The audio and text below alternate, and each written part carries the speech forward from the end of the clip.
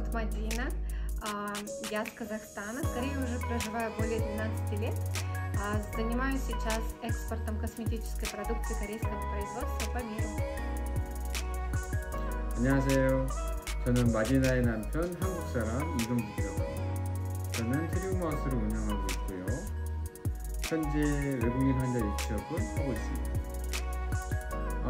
제가 2015년도부터 외국인 환자 유치업을 위해서 여러 나라들을 돌아다니면서 일을 시작하게 되었는데요. 그러면서 쌓여진 이제 많은 의료적인 정보나 생활에 필요한 그런 정보들을 전달하고 싶어서 이 유튜브를 시작하게 되었습니다.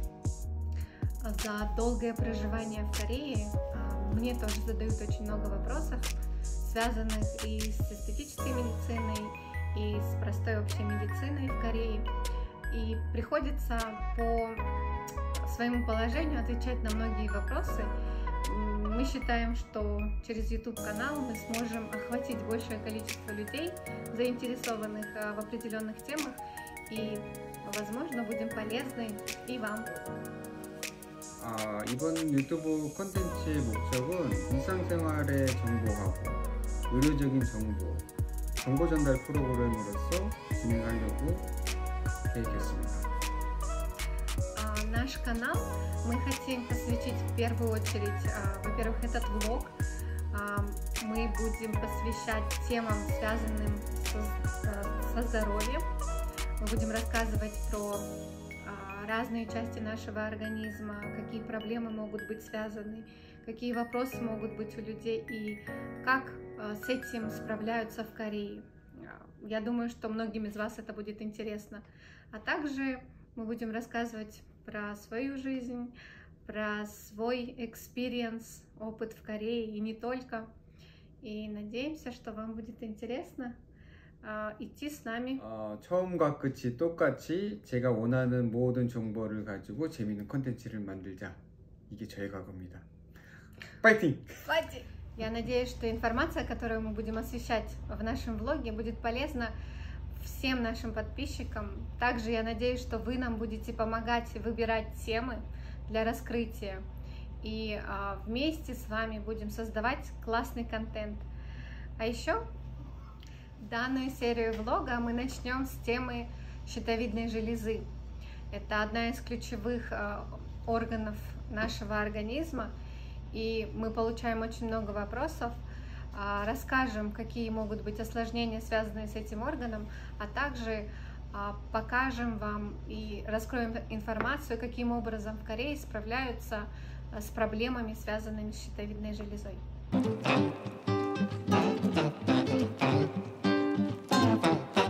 안녕하세요. 성남시료원 진료과별 질환 소개 영상 사회를 맡은 감염내과 김지연입니다. 오늘은 성남시료원 내분비내과 장은경 선생님을 모시고 갑상선에 대해서 이야기를 나누어 보는 시간을 갖도록 하겠습니다. 안녕하세요. 저는 성남시의료원 내분비내과 장은경입니다. 반갑습니다. 요인으로만 생각할 수 있을까요? 많은 분들이 피로감을 호소하는 데 있어서 많은 요인들이 있을 수 있습니다. 만성적인 피로나 이유 없이 체중이 증가하거나 손발이 붓는 등의 증상이 있다면 반드시 갑상선을 한번 검사하실 필요가 있습니다. 갑상선은 우리 몸 중에 목 앞쪽, 아래쪽에 위치한 부위로 갑상선 호르몬을 만들어내는 내분비 기관입니다. 갑상선 호르몬은 우리 몸의 에너지 대사 및 뇌 발육, 태아 발생 과정에 관여하는 중요한 호르몬인데요. 호르몬이 과다하거나 부족한 경우 모두 문제가 될 수 있습니다.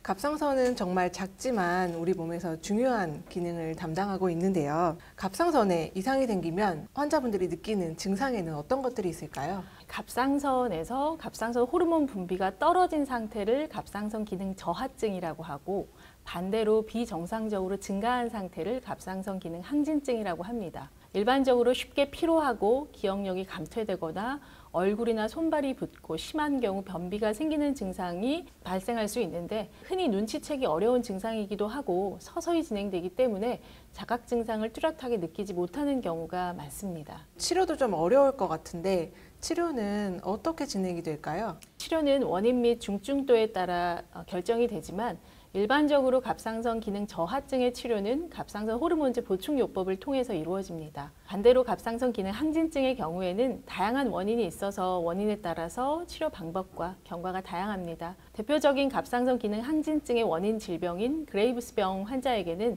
갑상선 호르몬 기능을 떨어뜨리는 항갑상선제 약물 치료를 하고 드물게 방사성 요오드 치료 및 수술적 치료도 고려할 수 있습니다. 어르신들이 말씀하시기를 갑상선에 문제가 있으면 김이나 미역 같은 해조류를 많이 먹으라고 이제 네. 주변에서 이야기를 좀 많이 듣는데요. 네. 치료에 도움이 될까요? 해조류를 많이 먹어야 한다는 이유는 바로 요오드 섭취 때문입니다. 요오드는 갑상선 호르몬 합성의 기본 물질입니다. 실제로 요오드 섭취가 부족한 경우 갑상선 호르몬 생성에도 문제가 생길 수 있습니다. 요오드는 미역이나 김, 다시마와 같은 해조류와 우유, 계란, 소금 등에도 많이 포함되어 있고 비타민제에도 요오드가 많이 포함되어 있습니다. 다만 우리나라는 세계에서 일본과 더불어 매우 높은 요오드 섭취 국가입니다. 해조류를 통해서 요오드를 섭취하지 않아도 요오드가 부족해서 갑상선 질환이 생기는 경우는 매우 드물고 반대로 요오드 섭취가 많아서 갑상선 기능 저하가 발생할 수 있기 때문에 적절한 요오드 섭취를 권장합니다. 생각보다 우리 주변에 많은 사람들이 갑상선 문제로 이제 약을 복용하고 계신 분들이 네. 많은데요. 네. 혹시 약 복용할 때 주의해야 될 점 같은 것들이 있을까요? 네, 갑상선 호르몬제 복용할 때는 공복에 복용하도록 말씀을 드리고 시간적으로 말씀을 드리자면 식사하기 1시간 전이 가장 바람직합니다. 환자분의 생활 패턴에 따라 식사 전에 드시기 어려운 경우라면 식사하시고 2시간에서 3시간이 지나서 복용하도록 안내 드립니다. 갑상선 호르몬제는 복용을 하고 30분에서 60분 사이에 가장 많이 흡수가 되고 대부분 90분 이내에 흡수가 되는데 음식물은 갑상선 호르몬제 흡수를 방해해서 10% 정도 흡수를 떨어뜨릴 수 있기 때문에 공복에 복용하도록 말씀을 드립니다. 특히 함께 복용하고 계신 약 중에 철분제나 칼슘제와 같은 무기질을 포함한 약제나 제산제를 복용하는 경우에는 갑상선 호르몬제 흡수를 방해하기 때문에 이러한 약들은 갑상선 호르몬제 복용 후에 시간 간격을 두고 드실 것을 권고합니다. 아까 갑상선 항진증, 저하증 이렇게 말씀을 해주셨는데 갑상선에 생기는 다른 병들도 혹시 있을까요? 갑상선과 관련된 질환은 매우 다양한데 대표적으로는 갑상선 결절, 갑상선 종, 갑상선 암 등이 있습니다. 갑상선 결절은 가장 흔한 내분비 질환 중에 하나로 성인의 약 4에서 7%에서 발견됩니다.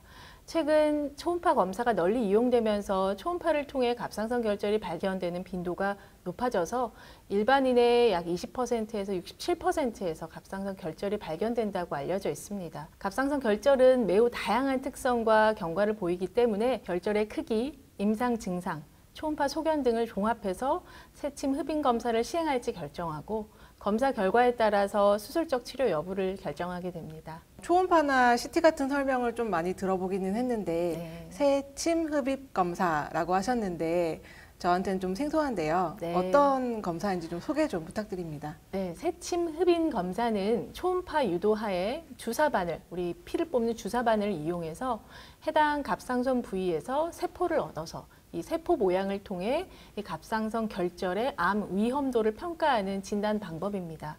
비교적 간단하고 안전하게 시행할 수 있는 진단 방법으로 널리 이용되고 있습니다. 다만 새침 흡인 검사 후에는 시술 부위의 통증이나 출혈, 발열감, 감염 등이 발생할 수는 있고요. 매우 드물게 환자분의 지나친 긴장으로 인한 쇼크나 주변 구조물인 식도나 되돌이 후두신경 손상이 나타나는 경우가 아주 드물게 있을 수 있습니다. 새침 흡인 검사 시에 결절의 특성이나 위치에 따라 세포의 수가 적게 나오는 경우에는 검사 후에는 진단이 명확하지 않은 경우가 덜어 있을 수 있는데 이런 경우에도 재검사를 하거나 추적 검사를 통해서 이 결절의 특성을 파악할 수 있습니다. 갑상선 종이라는 네. 거는 갑상선이 점점 커지는 병인가요? 갑상선 결절, 갑상선에 혹이 생기는 것 말고 갑상선 조직 자체가 비대해지는 것을 갑상선 종, 영어로는 고이터라고 합니다. 이 미만성 갑상선 종은 갑상선의 기능 상태, 자가면역 갑상선 질환, 갑상선 종양의 위험도에 따라서 치료는 달라집니다. 갑상선의 자가면역 질환을 비롯한 갑상선 종을 유발할 수 있는 질환이 확인된다면 기존의 해당 질환을 치료해야 합니다. 하지만 비중독성 미반성 갑상선 종, 갑상선 조직만 비대해진 경우라면 대개 수십 년에 걸쳐서 서서히 커지고 증상이 없는 경우가 많고 문제를 야기하지 않기 때문에 치료는 따로 필요하지 않습니다. 하지만 갑상선 종 때문에 기도나 식도를 압박하는 증상이 있거나 혈류 장애의 소견이 있으면 치료가 필요합니다. 그리고 갑상선 종이 계속해서 커지거나 특히 갑상선 종이 흉곽 안으로 연장된 경우에는 치료가 반드시 필요합니다. 그 외에도 미용적으로 문제가 되는 경우에도 치료를 할 수 있습니다. 치료법으로는 수술이나 방사선 요오드 치료, 갑상선 호르몬제를 통한 억제요법을 하는 경우도 있습니다. 많은 분들이 갑상선 암에 대해서 조금 더 익숙하고 두려워하시는데 혹시 이 갑상선 암은 어떻게 치료가 되는 건가요? 갑상선 악성 종양은 갑상선 유두암이나 여포암, 그 외에도 드물게 수질암이나 미분암 등이 있을 수 있는데 그 중에 갑상선 유두암이 우리나라 갑상선암의 80에서 90%를 차지할 정도로 흔한 암입니다.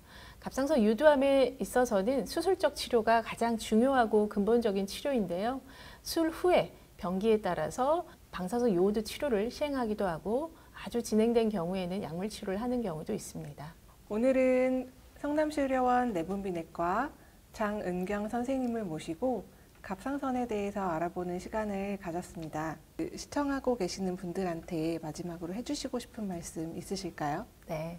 목에 멍울이 만져지거나 삼킬 때 불편함이 있는 경우, 일상생활을 하는데도 무기력하거나 반대로 너무 긴장되거나 손이 떨리는 증상이 있는 경우에는 성남시 의료원 내분비내과를 방문하셔서 갑상선 검사를 해보시는 것을 추천드립니다. 시청해주셔서 감사합니다. Надеюсь, данное видео было полезно для вас.